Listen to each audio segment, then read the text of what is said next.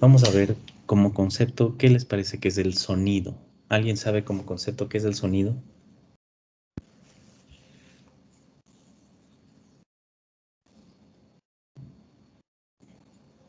¿Alguien?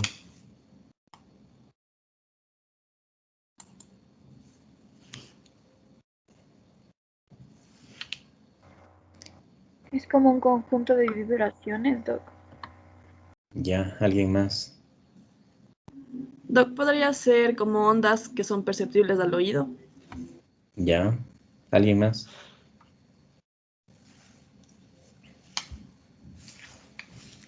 Bien, el sonido son ondas mecánicas. Son ondas mecánicas que viajan a través de un medio físico, llegan a nuestro oído y hace que vibren los huesecillos del oído. Los huesecillos, a su vez, mediante la cóclea, forman un impulso eléctrico que viaja al cerebro y este los decodifica, y así nosotros podemos escuchar. La frecuencia a la que vibran estas ondas mecánicas se encuentra entre los 20 y 20.000 hercios. Más de eso, menos de eso, nosotros no podemos escuchar, ¿sí? Entonces la audición humana, la vibración de las ondas de sonido para la audición humana va entre los 20 y 20.000 hercios. El hercio es la unidad de medida del sonido, es la unidad de frecuencia. Esa frecuencia vibra el sonido por segundo, ¿sí? Fíjense que más de 20.000 sonidos, más de 20.000 hercios o 20.000 veces que vibre por segundo se denominan ultrasonidos, y menos de 20 hercios se denomina infrasonido. Algunos animales se comunican por infrasonidos, mientras que otros se comunican por ultrasonidos, ¿de acuerdo? El ultrasonido con fines médicos tiene una frecuencia de más de 20.000 hercios, de 20.000 hasta 140.000 hercios, ¿de acuerdo? Entonces, como concepto, el ultrasonido es una vibración mecánica de frecuencia superior a los que puede percibir el oído humano. Las frecuencias que superan las 20.000 vibraciones por segundo se denominan ultrasonidos. ¿De acuerdo? Entonces, como les había dicho, el sonido es el resultado de una energía mecánica que atraviesa la materia. Estas ondas de ultrasonido son capaces de atravesar nuestros tejidos. ¿De acuerdo? La unidad de medida, como les dije, es el hercio, y la audición humana está entre los 20 y 20.000 hercios. La velocidad a la que se propaga el ultrasonido es elevada, casi a 1540 metros por segundo. Y en el tejido humano es casi constante, existen pequeñas variaciones, ¿sí? Pero fíjense que en el aire, el ultrasonido desciende considerablemente su velocidad. Es por esto que para realizar una ecografía entre el transductor y la piel debe existir una película de líquido, porque en el aire, como viaja más lentamente, no se logra formar la imagen. ¿Sí? Ese es el principio físico de por qué se utiliza el gel para realizar los ultrasonidos. Fíjense un artefacto que se produce por la diferencia de velocidad de propagación del sonido. El sonido por el parénquima hepático viaja a 1540 metros por segundo, pero se encuentra con una lesión de contenido graso, se reduce la velocidad y aquí se produce una imagen con un retardo mínimo de segundos, pero se ve como una escala, ¿sí? Es por un artefacto de cambio de velocidad.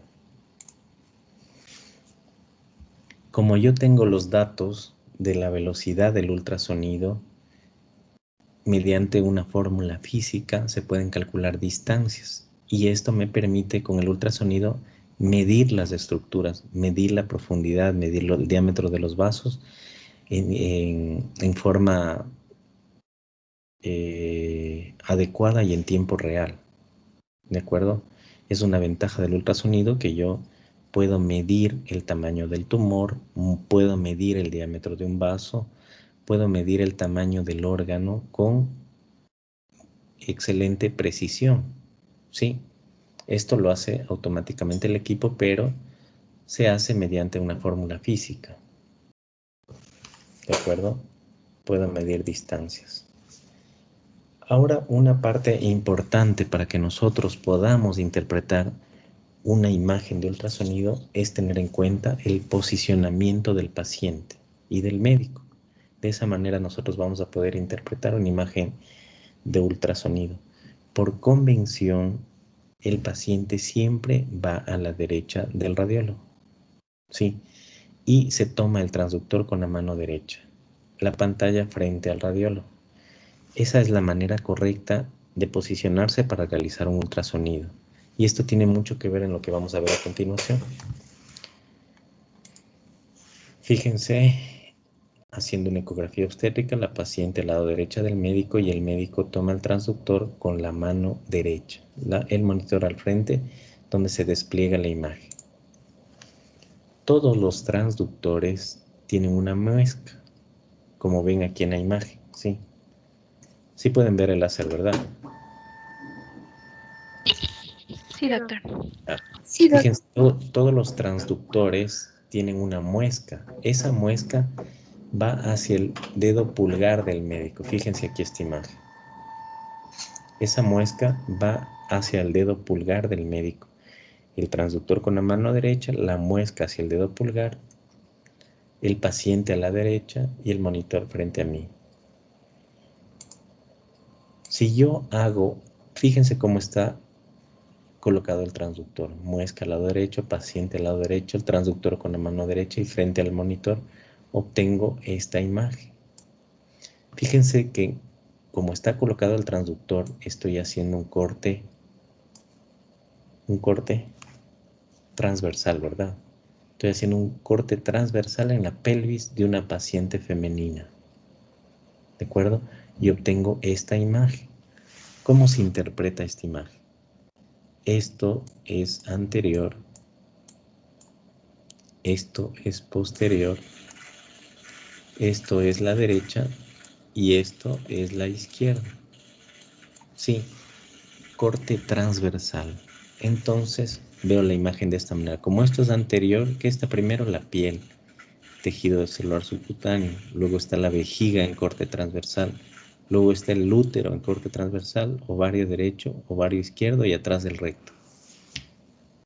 ¿Sí? ¿Se entiende? Fíjense, aquí tengo un topograma donde me indica cómo coloqué el transductor. Esto lo podemos poner. Entonces ahí me indica que estoy haciendo un corte transversal y la imagen se interpreta anterior, posterior, derecha e izquierda. ¿De acuerdo? Hasta ahí no hay problema, ¿sí? no, doc, ahí está bien. Si quieren que les repita, no tengo problema. Sí, doctor, Si puede nosotros... repetir. ¿Qué? Puede repetir, por fin. Ya. Recuerden la posición por convención, no importa que el radiólogo sea zurdo, ¿sí? Por convención siempre se coloca el paciente al lado derecho, se toma el transductor con la mano derecha y la muesca del transductor va hacia el dedo pulgar, siempre, ¿de acuerdo? Si yo coloco el transductor de esta manera, estoy haciendo un corte transversal y voy a obtener esta imagen. Al obtener esta imagen, ¿cómo la interpreto? Esta parte de arriba de la imagen es la parte anterior de la paciente. Esta parte de acá es la posterior. Este es el lado derecho de la paciente y este es el lado izquierdo. ¿Sí? Entonces está la vejiga, el útero, ovario derecho, ovario izquierdo, el recto, la parte de atrás. Hasta ahí no hay problema, ¿sí? Sí, doctor, gracias. Luego voy a girar el transductor y lo voy a colocar en forma longitudinal, con la muesca hacia la cabeza del paciente. ¿Sí? Giro el transductor, hago un corte longitudinal con la muesca hacia la cabeza del paciente y obtengo esta imagen. ¿Cómo se interpreta esta imagen? Este es un corte longitudinal, esto es anterior, esto es posterior, esto es craneal y esto es caudal. ¿Sí? Esto es craneal y esto es caudal. Acá está la cabeza del paciente y acá están los pies del paciente. ¿Sí? Sí, chicos. Entonces, básicamente puedo hacer dos cortes con el transductor, corte longitudinal, corte transversal. Los básicos para que yo pueda interpretar la imagen. De ahí yo le puedo colocar de la manera que quiera, pero básicamente transversal, longitudinal. ¿De acuerdo? Fíjense, aquí estoy haciendo un corte longitudinal y obtengo esta imagen. Entonces, esta es la piel, tejido celular subcutáneo, el hígado. Debajo está el riñón en corte longitudinal y más atrás el retroperitoneo. ¿Sí? Fíjense dónde está colocado el transductor. Entonces tengo el riñón en corte longitudinal. Esta parte de aquí del riñón será el polo superior o inferior.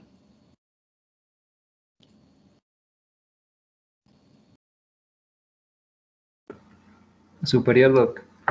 Perfecto. Superior, ¿no es cierto? Todos entienden por qué. Chicos, Sí, doc. ya. Sí, doc. Seguimos. Fíjense. Ahora estoy haciendo una ecografía obstétrica y vamos a colocar el transductor en forma transversal para hacer un corte transversal en una paciente embarazada. Y obtengo esta imagen. ¿De acuerdo? Fíjense, piel, tejido celular subcutáneo, esta es la placenta, ¿no es cierto? Acá está la cámara gástrica, vena umbilical, acá está la columna del bebé. Sí, estoy haciendo un corte transversal. Como yo ya sé cómo interpretar, puedo decir que el niño tiene el dorso a qué lado, derecha o izquierda. Derecho, doc. Dorso derecho, facilito, ¿no es cierto? Y la placenta tiene una situación anterior o posterior. Anterior, doc. Anterior. Listo, chicos, facilísimo, ¿cierto? Seguimos. Fíjense que esto es lo básico para que yo pueda interpretar la imagen. Y si yo quiero hacer una imagen, tengo que utilizar el posicionamiento como corresponde. No importa que sea zurdo. Y así todos hablamos el mismo idioma, ¿de acuerdo? Cojo con la derecha, la muesca al lado derecho. Si yo giro el transductor con la muesca hacia el otro lado, toda la imagen se cambia y ya no es una imagen real. Está al revés, ¿de acuerdo? Ahora vamos con el instrumental. Básicamente todos los ecógrafos tienen las mismas partes. Un monitor de despliegue de imágenes, la botonería para mejorar la imagen. Muchos ya no vienen con teclado físico, sino vienen teclado touch, ¿de acuerdo? Y los transductores, que es la parte más importante y más costosa de cualquier equipo de ecografía. Estos transductores, cada uno de estos de este equipo Samsung Madison, cuesta $15,000 cada uno. Si algún momento tengo la oportunidad o tienen la oportunidad de utilizar un equipo, con sumo cuidado esto, el transductor. Si se me cae de las manos al suelo, ya tengo que ir reuniendo el dinero para pagar, ¿de acuerdo? Esto es lo más delicado. Fíjense que ahora hay equipos portátiles que tienen lo mismo. Monitor de despliegue, la botonería para mejorar la imagen, teclado para ingresar los datos y los transductores. Ahora hay equipos más compactos como este que se utiliza en emergencia, o puedo conectarle un transductor a mi celular y realizar un eco. ¿De acuerdo? Pero como les dije, la magia del equipo lo hace el transductor, debido a que el transductor va a producir las ondas de ultrasonido y a la vez va a convertirse en un receptor de ondas de ultrasonido, ¿sí? Esta parte del transductor está constituido por un material piezoeléctrico, que es el cuarzo. ¿Qué significa piezoeléctrico? Que si yo le estimulo con energía eléctrica, vibra, y vibra a una frecuencia capaz de producir ultrasonidos. De la misma manera, funciona como receptor de esas ondas de ultrasonido y las transforma en un impulso eléctrico para formar la imagen, ¿sí? Antiguamente estaba hecho por múltiples cristales de cuarzo. Múltiples, más de 120 cristales de cuarzo. Si se me caía y se rompía uno, quedaba una imagen, una sombra, y el resto funcionaba. Ahora los equipos modernos tienen un solo cristal de cuarzo. La imagen se vuelve espectacular, pero es más delicado todavía. ¿Sí? Aquí un pequeño resumen de lo que hace el transductor, que ya les había dicho. ¿Y qué tipos de transductores conocemos? Básicamente hay 4 tipos de transductores. Uno, el transductor lineal. Fíjense la forma del transductor lineal como una línea aquí. Son transductores de alta frecuencia. Manejan frecuencias de 7 a 14 MHz. El transductor de alta frecuencia sirve para todas las estructuras del cuerpo que estén cerca al transductor, porque a mayor frecuencia existe menos penetración, ¿sí? A mayor frecuencia, menos penetración, pero mejor definición, ¿de acuerdo? Por lo tanto, se utiliza para todos los órganos que estén cerca al transductor, como por ejemplo, la glándula tiroides, la mama, todas las lesiones de la piel, articulaciones, ¿sí? Testículo, para el Doppler vascular de los miembros superiores e inferiores, porque los vasos y las arterias están cerquita del transductor, ¿de acuerdo? Para todo eso sirve el transductor lineal de alta frecuencia. Sí, seguimos, tenemos el transductor sectorial que tiene la forma de un lápiz. Es un transductor para uso cardiológico y tiene esta forma porque la ventana acústica es por vía intercostal. Entonces por eso tiene esta forma y tiene un haz de ultrasonido piramidal. Sí, aquí estoy viendo un ecocardiograma donde se observa un corazón con sus 4 cámaras, ¿de acuerdo? Transductor de alta frecuencia también. Luego tenemos el transductor convexo, que es de baja frecuencia. Utiliza frecuencias que van de 3 a 5 MHz. Como su nombre lo indica, tiene una forma convexa que se adapta a la cavidad abdominal. Si yo hago presión, el tejido se adapta a la forma. Y a menor frecuencia, mayor penetración. A menor frecuencia existe una mayor penetración y me sirve para realizar ecografía de la cavidad abdominal donde los órganos se encuentran más lejos del transductor. ¿De acuerdo? Fíjense, esta imagen, estoy haciendo un corte. Chicos, corte. Transversal, Es un corte transversal. Fíjense que como yo ya sé interpretar la imagen de ultrasonido, el resto es solamente anatomía. ¿De acuerdo? Entonces, piel, tejido celular subcutáneo, el lóbulo hepático izquierdo. Por debajo tenemos el páncreas. Sí. Tenemos la vena esplénica, la arteria mesentérica superior, la aorta, la cava y el riñón del lado. ¿Qué lado es? El riñón del lado izquierdo. izquierdo, perfecto. Por último tenemos los intracavitarios, como su nombre lo indica, intracavitarios para el interior de las cavidades, para realizar ecografía transrectal y endovaginal. Es un transductor de alta frecuencia porque una vez que yo ingreso por vía endovaginal, el útero y los ovarios están cerquita del transductor, no necesito profundidad. Por la misma manera, si hago una ecografía transrectal, la próstata en el varón se encuentra ahí cerquita. ¿De acuerdo? Transductor de alta frecuencia también. ¿Hasta ahí tienen alguna pregunta, chicos?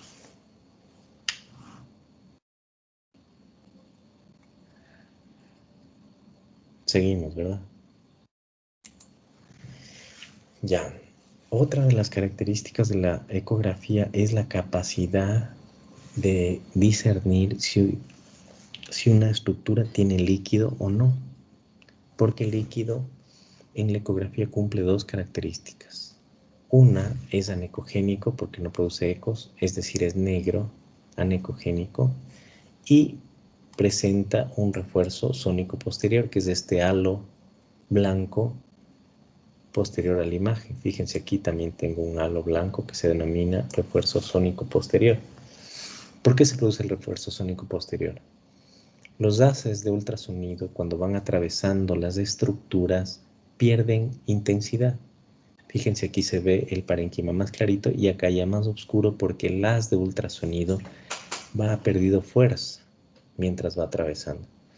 Pero cuando atraviesa una estructura que contiene líquido, no pierde fuerza y acá tiene mayor intensidad que en el tejido de al lado, y por eso se forma el halo blanco que se denomina refuerzo sónico posterior.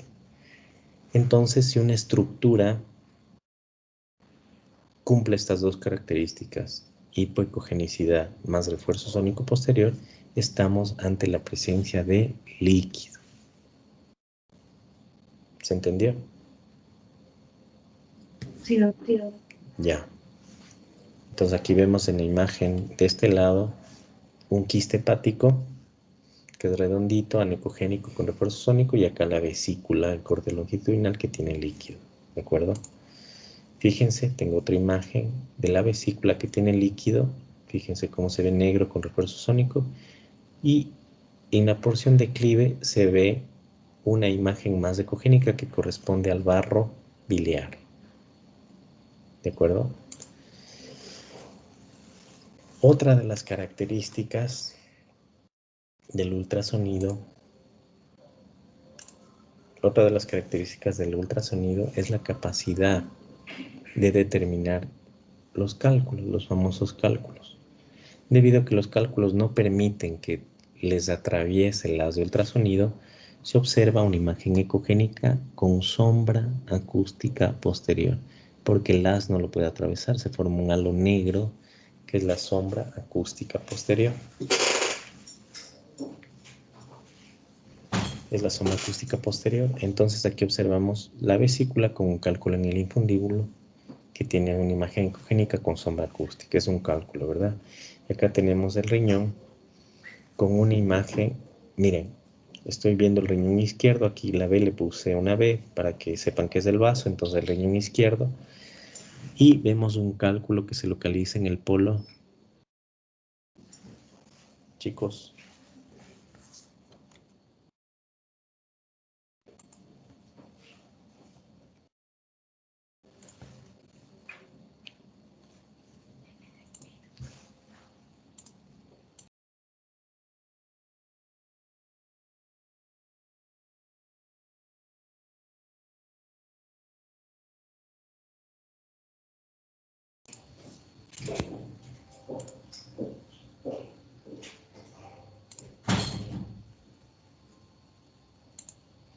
Chicos, Sí, ¿en qué doctor. polo se encuentra el cálculo del riñón izquierdo?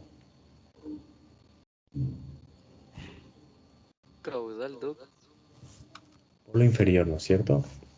Si ven, estoy haciendo un corte longitudinal. Acuérdese que cuando es longitudinal, anterior, posterior, craneal, caudal. Seguimos. Aquí observamos una imagen ecogénica con una tenue sombra que está en el tercio medio del riñón, ¿no es cierto? De la pelvis renal. Seguimos. Otra de las características del eco es la capacidad de detectar flujo sanguíneo en tiempo real. Imagínense lo importante que es la ecografía. Es un estudio de bajo costo que está disponible en la mayoría de sitios. La ecografía no produce ningún daño al paciente ni al embrión. Se puede hacer las veces que quiera, se puede hacer a la vera de la cama del paciente. Y me aporta muchísima información. ¿De acuerdo? Entonces, la capacidad de detectar flujo sanguíneo es fundamental, porque yo puedo ver si una estructura es vascularizada o no, si un testículo tiene flujo sanguíneo en un paciente que sospechamos torsión. Puedo saber si el niño está vivo o muerto, si el embrión está vivo o no. ¿Se imaginan todas las ventajas que me da la ecografía? Y El fenómeno del Doppler lo describió el profesor Christian Doppler. ¿Ustedes saben qué es el fenómeno Doppler? ¿Alguien? Es un cambio de frecuencia de sonido recibida respecto a la emitida, Doc. Ya. ¿Quién es Ana Victoria Mejía Chiriboga? Yo, Doc. A ver, cuénteme, ¿qué sabe usted del el efecto Doppler o fenómeno Doppler? O sea, lo que dijo mi compañero, eso sabía, Doc, también. Usted se ratifica lo que dice su compañero. Ajá. ¿Alguien más? ¿Quién es Giancarlo Pancho Ledesma?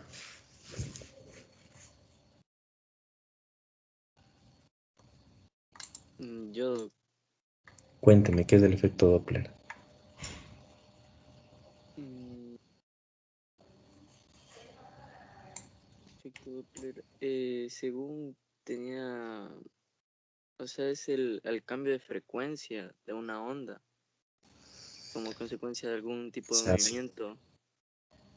Ya, o sea, una onda, le cambiamos de frecuencia y se transforma en una mala onda, digamos así, ¿o no? Sí, entre el emisor y el receptor se podría decir. Verán, con un ejemplo vamos a graficar. ¿Cómo se llama el representante de ustedes? Ya, Doc, Alexander Gobeo.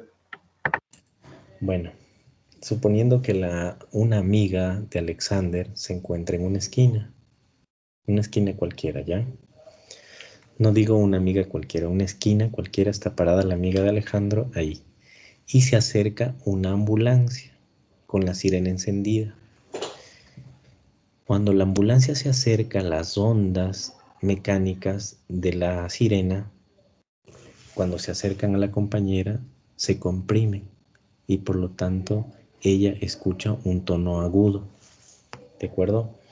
Las ondas que se acercan a la persona se comprimen y por lo tanto tienen un sonido agudo.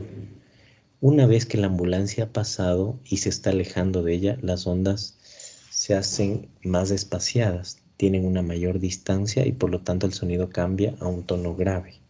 Eso se denomina efecto Doppler. ¿De acuerdo? Este principio se utilizó en ecografía con respecto a los eritrocitos. Cuando el eritrocito se acerca al transductor, el ultrasonido le da un color rojo y cuando se aleja le da un color azul. ¿De acuerdo? Entonces, de esta manera se puede determinar el flujo en tiempo real. Fíjense acá, estamos haciendo una ecografía fetal y observamos la arteria aorta en un feto. ¿De acuerdo?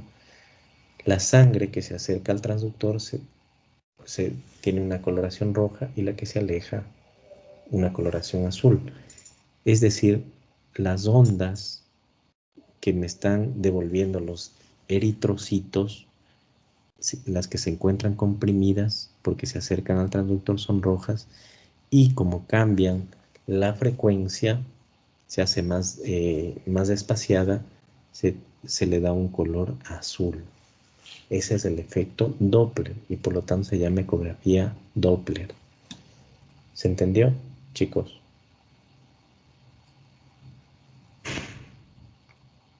Sí, Doc. Aquí tenemos otro ejemplo. Estoy haciendo ecografía hepática y viendo el flujo sanguíneo en tiempo real.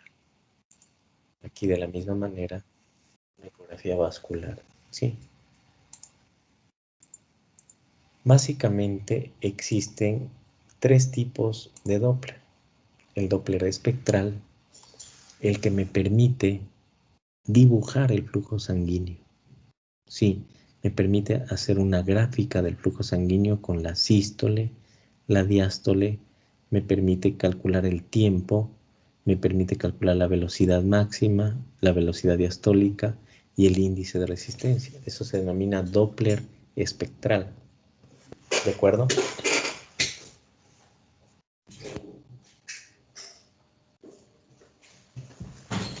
Luego tenemos otro tipo de Doppler que se llama el Doppler Power. El Doppler Power no discrimina si el flujo se acerca o se aleja del transductor y tiene un solo color. Únicamente me detecta si hay movimiento de los eritrocitos y es el más sensible para detectar el flujo sanguíneo. Y por último, tengo el Doppler color, el clásico, el rojo y azul, ¿sí? Aquí estoy haciendo un eco del cordón umbilical de un bebé. ¿Preguntas?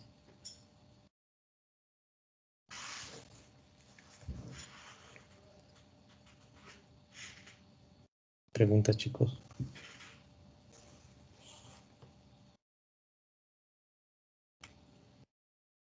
Seguimos, ¿ya?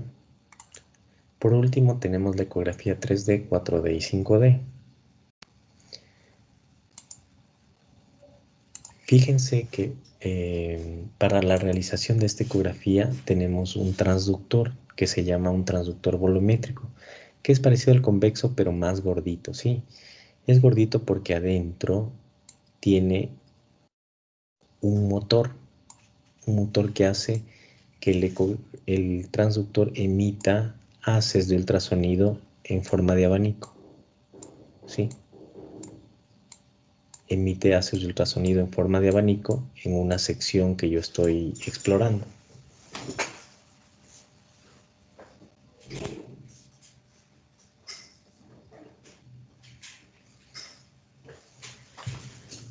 Una vez que yo he hecho una exploración, vamos a suponer que aquí está el perfil de la cara del bebé, ¿sí? No soy bueno dibujando, pero bueno.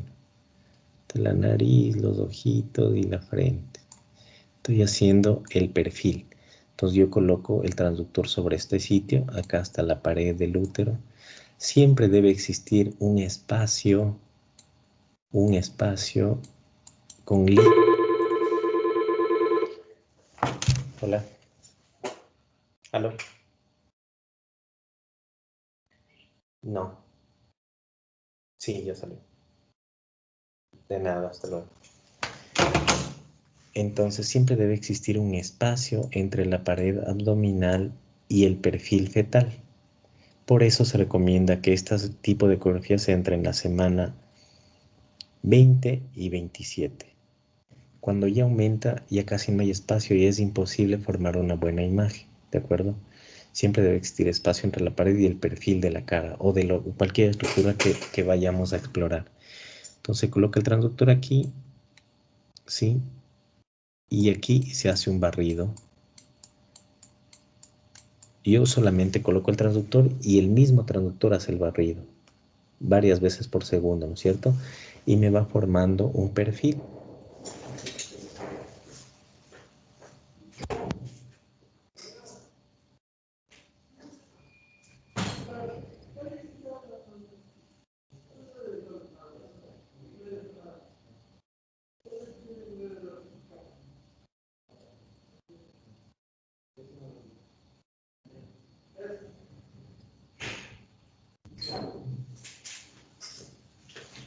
Perdón, chicos.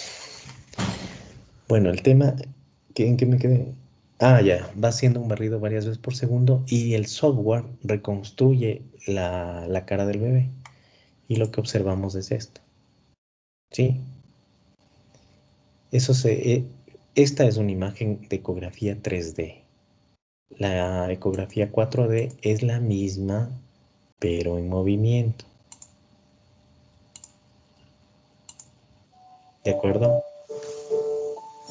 Entonces se hace el mismo barrido, pero en tiempo real. Y se logran tomas como esta.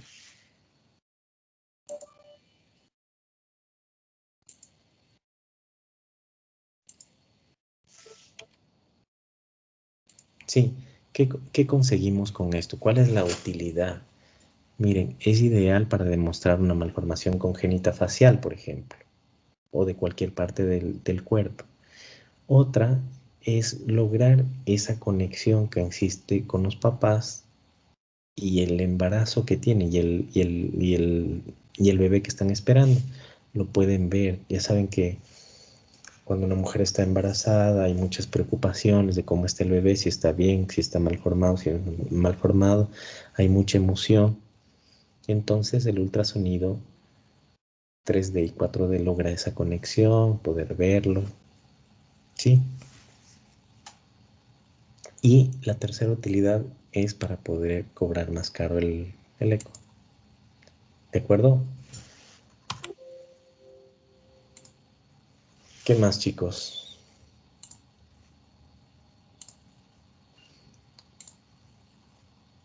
¿Qué más? ¿Alguna pregunta? Doctor, una pregunta. Dígame. Y si, por ejemplo, nos menciona que debemos hacer en estas semanas por el espacio que debe haber, ¿verdad? Y si Sí. hacemos después o antes y obviamente no va a Lo haber que este pasa es que, espacio, verán, ¿qué podría es que, suceder? escúchenme, antes se puede hacer, incluso se puede hacer ecografía 3D endovaginal, desde cuando es un embrión. Depende de si el equipo cuenta con un volumétrico endovaginal. Se puede hacer desde ahí. Se puede ver el embrioncito, muy pequeñito. Se puede hacer a la semana 14, 15, cualquiera. ¿Cuál es el problema cuando se hace menos de la semana 23 o 24? Es que el embrioncito todavía no está bien formado y se ve una cara como rarita, sí, porque es un fetito donde se ve todavía las estructuras óseas. Entonces no es tan bonito de ver. ¿Me explico? Pero a la semana 24 a la 27 es ideal porque ya la carita se vuelve más real. Ya tiene más tejido adiposo en la carita y se ve la forma bien. Ya no se ven muy marcadas las suturas del encéfalo. Entonces se ve de mejor manera. A partir de la semana 27 el espacio se reduce y hay veces que llegan pacientes a la 30, 31. Se intenta hacer. No digo que no se pueda, se intenta. De alguna manera, ¿no? Que quieren que una fotito del pie, por ejemplo. No que la carita se vea penitas, pero es más complicado.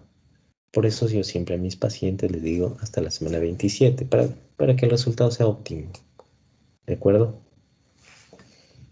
¿Alguna otra pregunta?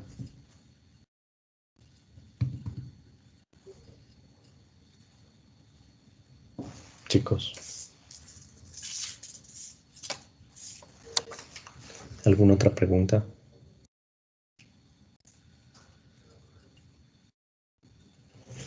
Entonces vamos a quedar hasta ahí. Recuerden, la próxima semana lección de esta clase, ¿sí? Y van a presentar el primer grupo, la exposición. Nos vemos, chicos. Gracias, doctor. Ya, chicos. Muchas Chao. gracias, Doc. Hasta luego. Muchas gracias, Luz. Que esté bien, hasta luego.